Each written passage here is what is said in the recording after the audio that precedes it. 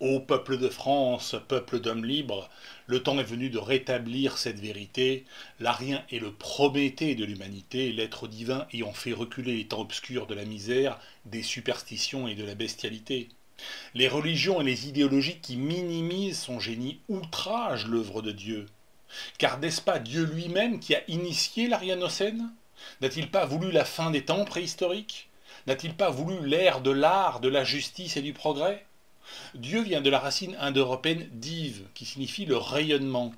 Dieu rayonne en permanence, il crée le monde en permanence. Aujourd'hui, je vais te parler du tantra et de la sexualité orgiaque sacrée. C'est d'autant plus important qu'il est très difficile de trouver des sources fiables, que ce soit dans la littérature ou sur Internet. Alors, le tantra est un yoga. Yoga signifie atteler ensemble, unir.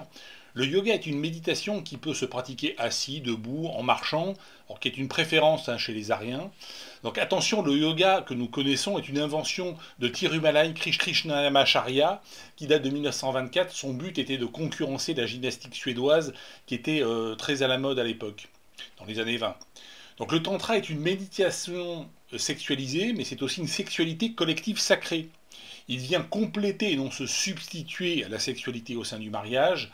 Le mariage n'interdit pas la masturbation, qui a pris des proportions considérables avec le développement du porno sur Internet.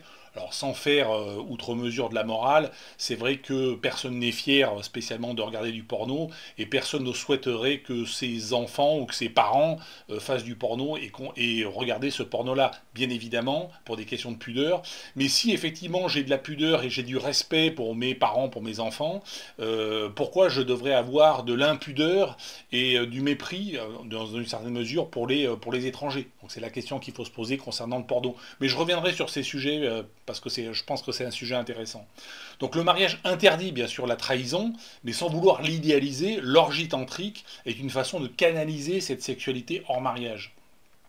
Donc cette canalisation suppose une initiation spécifique qui n'est pas à la portée de tous. On ne fait pas n'importe quoi avec n'importe qui et pas n'importe comment. Donc le tantra a une justification religieuse dans le cadre du shivaïsme, Shiva étant le dieu préhistorique suprême des As ou Asuras, qui sont les ancêtres des Ariens, qui sont en fait des Ariens des temps préhistoriques. Donc celui qui fait jouir l'autre est béni, selon cette théologie, car chacun d'entre nous n'est qu'une subdivision de Shiva. On dit aussi que l'homme est du sperme divin. Donc une fois dans l'au-delà, une fois mort, le yogi tantrique, à condition qu'il se soit purifié de ses mauvaises actions, de ses mauvaises paroles et de ses mauvaises pensées, il a vocation à jouir à l'infini et de façon exponentielle. Telle est la promesse shivaïste de la félicité divine. Donc à ce titre, je vais vous lire un large extrait du divin et l'Arien et du chapitre 2. Comme ça vous évite éventuellement de l'acheter. Avant la mort, c'est-à-dire au temps de la vie, les orgasmes tantriques peuvent conduire à la transe, à l'expérience mystique de la joie permanente. Et après la mort, le yogi est happé par la conscience globale. Fusionnant avec Shiva, il passe alors de la joie permanente à l'orgasme perpétuel et croissant, qu'on appelle Ananda. Il est aussi un état de calme absolu. Donc dans l'au-delà, la joie se doit d'augmenter sans cesse. Si elle était constante, elle finirait par devenir imperceptible. La sérénité réside dans cette ascension perpétuelle. Avoir conscience d'être du sperme divin est un cadeau inimaginable de la conscience globale. Shiva s'est masturbé et a éjaculé le monde pour se faire un cadeau à lui-même. Nous devrions être fous d'amour pour cette action. Nous devrions être amoureux de notre prochain et même de notre ennemi, puisque lorsqu'il nous fait souffrir, ou même s'il devait nous tuer, il nous donne les moyens d'apprécier la jouissance. Et en cas, effectivement, s'il nous tue, il précipite notre basculement vers une félicité éternelle. Donc l'orgie tantrique est suivie d'agape, c'est-à-dire de collation. Les orgies dégénérées de l'Antiquité tardive minimiseront l'importance de la jouissance sexuelle et maximiseront celle de la danse et des agapes pour finir par devenir synonyme de beuverie. Tomber en coma éthylique ou vomir par indigestion est on ne peut plus éloigné de la transe. Donc, transformés par le pouvoir patriarcal, les Dionysies grecques vont évoluer en processions publiques, plus ou moins vulgaires et grotesques, en concours de poésie, de chant et de danse et d'ivrognerie. Elles avaient lieu tous les 2 ans, et les effets de l'extasis, qui veut dire l'extase en grec, étaient admis comme temporaires. Les carnavals modernes sont leurs lointains descendants. Dans le monde romain, les orgies dionysiennes seront appelées bacchanales, de Bacchus, le nom latin de Dionysos. En 186 avant Jésus-Christ, Rome les a violemment réprimées avec des milliers d'exécutions. Elles avaient fini par toucher toutes les strates de la société. Elles ont restauré l'ordre hédoniste qui avait prévalu 6 siècles auparavant dans la société étrusque. Je rappelle que Rome est initialement une colonie étrusque. Donc les partous sacrées étaient devenues si importantes que les hommes de l'État ont craint l'effondrement de l'ordre social, la réduction de la distance entre maîtres et esclaves, entre les sexes et entre les générations, menaçaient leurs projets politico-militaires qui vont conduire à la République et qui vont conduire à l'Empire. Donc arrivé à un certain niveau de prospérité, et lorsqu'elle n'est plus menacée d'invasion, toute cité se pose la question de son projet civilisationnel. Il concerne à la fois l'État et la religion. Quel doit être le poids de l'action des hommes qui agissent sur les choses? Quel doit être le poids de l'action des femmes qui agissent sur les hommes? Donc les orgies sacrées du IIe siècle avant notre ère ne se sont pas cantonnées à la ville de Rome. À Ostie et jusqu'en Afrique, il est attesté que Sabasios, c'est-à-dire Dionysos et Mitra, avaient les mêmes adeptes. Sabasios n'avait pas de temple attitré, les antres mitraïstes servaient de lieu liturgique, tandis que les partous sacrés étaient organisés par des femmes, dans des lieux privés et selon des modalités très variables. Donc ce dernier point fut leur grande faiblesse, sans méthodologie, sans cadre, sans règles écrites. Les meilleures pratiques tombent dans l'oubli au premier choc, comme celui de la répression de moins 186. Donc l'initiation au mystère sabasiaque passée par la hiérogamie c'est la copulation sacrée.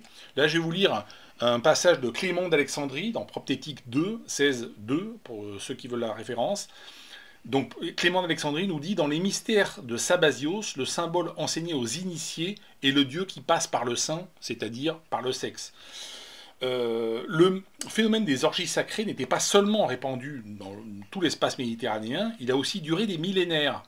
Au 8e siècle avant Jésus-Christ, Homère lui-même clame dans les hymnes à Déméter, donc je cite Homère, « Ceux qui n'ont pas connu les orgies sacrées et ceux qui y ont participé n'ont pas, après la mort, le même destin dans les séjours des ténèbres. » Dans Shiva et Dionysos, chapitre 8, paragraphe 2, le maître indianiste Alain Danielou, 1907 et 1994, alias Shivacharan, le protégé de Shiva, précise, donc je cite Danielou, « Le corps est la base, l'instrument de toute réalisation.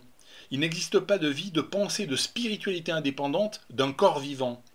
Pour dépasser les barrières qui nous emprisonnent, pour nous libérer, nous rapprocher du divin, nous pouvons emprunter l'une ou l'autre voie. La voie shivaïste et la voie tantrique utilisent des fonctions physiques et des aspects apparemment négatifs, sensuels de l'animal humain comme point de départ, alors que la voie stavique, du sanskrit stava, qui est pur, essentiel, vital, emploie l'ascétisme, la vertu, l'intellect comme l'instrument. La voie stavique est considérée comme inefficace dans le Kali Yuga, qui est notre époque actuelle. La voie ultime de la libération est toujours shivaïste. C'est le cas de tous les degrés supérieurs d'initiation. Cela a des implications importantes dans ce que nous pouvons appeler, dans les aspects moraux et les actions et les rites. Voilà ce que nous dit Danielou. Donc avec l'apparition de la République, puis de l'Empire romain, le dionysisme a été totalement vidé de sa substance pour être fini par être banni. Donc les politiciens et les religieux ont imposé l'ordre apollinien jusque sous les draps. N'ayant plus d'autre choix que les superstitions paysannes, l'athéisme ou la soumission à Dieu le Père, les peuples ont baissé la tête devant l'impérium et géré la problématique de la sexualité hors mariage comme ils ont pu. Les parthouzeurs profanes contemporains sont-ils de plus mauvaises personnes que les autres? Sont-ils moins responsables? Travaillent-ils moins? Se marient-ils moins? Procréent-ils moins? Sont-ils les représentants en voie de disparition de pulsions sexuelles archaïques, bestiales? Sont-ils d'inconscients réfractaires à la révolution puritaine et ses modernités théologiques et éthiques? Ou sont-ils l'avant-garde de la contre-révolution, c'est-à-dire de la révolution shivaïste? Révolution signifie revenir au point de départ. Après 2 siècles de transition qui ont fait passer notre civilisation du modèle apollinien, dominé par l'agriculture, au modèle mercurien, dominé par l'industrie, les services, les échanges, l'information, les voyages, un nouveau standard conduit les peuples à rechercher l'équilibre entre productivisme et hédonisme. Notre style de vie, c'est-à-dire la place accordée à la fête et à la quête de la sagesse, redevient plus proche de celui des peuples prospères de l'Antiquité que celui de nos austères et laborieux aïeux du XIXe siècle. Seul le combat contre la prétention et l'égoïsme est commun à toutes les époques. Mais au temps apollinien, l'humilité était obligatoire à l'égard du roi et de la religion, et l'altruisme, c'est-à-dire l'aide aux pauvres, était imposé par le roi et la religion. Les bacchanales étaient la soupape indispensable pour faire retomber la pression. Il faut quand même bien distinguer ici le tantra shivaïste apparu il y a 8 ou 10 000 ans du tantra yoga, entre guillemets, décrit il y a 1800 ans, c'est-à-dire vers 200-250 de notre ère, dans ces 3 textes shivaïstes de référence que sont le Vijnana Bhairava, le Shiva Sutra et le Spandakarika. Ceux-ci sont des synthèses du bouddhisme, du jaïnisme et du brahmanisme de leur époque. Ils ne représentent que très partiellement la tradition ancestrale préhistorique qui passe par les actes et non par la théologie. En tant que phénomène urbain et comptable, l'écriture a longtemps été boudée par les sages du shivaïsme. Il a toujours été admis que le plus merveilleux des livres ne peut que caricaturer la sagesse. La religion arienne a toujours rejeté l'idée d'un livre transcendant, c'est-à-dire donné par Dieu. Un livre honnête est un livre imparfait. Les textes néo-shivaïstes finalisés au IIIe siècle commandent aux brahmacharis de renoncer au mariage et à la procréation. Ils ont inventé la caste des prêtres professionnels, entre guillemets, qui mendient leur pitance et sont vêtus d'une simple pièce de tissu pour se distinguer des laïcs. Ces moines sont-ils pour autant de meilleures personnes?